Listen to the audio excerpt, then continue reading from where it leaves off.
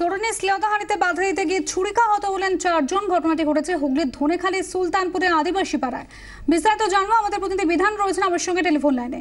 বিধান, ঠিক কি অভিযোগ? অনুষ্মা, গতকাল গভীর রাতে ঘটনা ঘটেছে চক সুলতানপুর আদিবাসী পাড়ায় একটি বাড়িতে। যখন ওই তরুণী একা ছিলেন বাড়িতে, সেই সুযোগ নিয়ে এক যুবক, অজ্ঞাত পরিচয় যুবক তার বাড়িতে ঢুকে পড়ে। তাকে শ্লীলতাহানির চেষ্টা করলে তরুণী চিৎকার চেঁচামেচি শুরু করলে প্রতিবেশীরা জড়ো হয়ে যায় এবং ওই যুবককে যখন তারা ধরতে যায় তখন যুবকের হাতে ছুরি ছিল, সেই ছুরি এলোপাতাড়ি চালিয়ে দেয়। তাতে ছুরিকাহত হন 4 জন। তাদেরকে চুঁচুড়া ইমামবাড়া হাসপাতালে ভর্তি করা হয়েছে। তার মধ্যে একজনের অবস্থা আশঙ্কাজনক এবং তারপরে ওই যুবককে যখন ওই ছুরি মেরে পালানোর চেষ্টা করে তখন আরো গ্রামবাসী জড়ো হয়। তারা তাকে ধাওয়া করে ধরে ফেলে, ধরে তাকে গণধোলাই দেয় এবং তাকে পুলিশ উদ্ধার করে যখন ধনেখালী হাসপাতালে নিয়ে যায় সেখানে তার মৃত্যু হয়।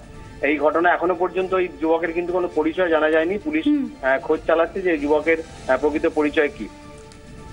ধন্যবাদ বিধান।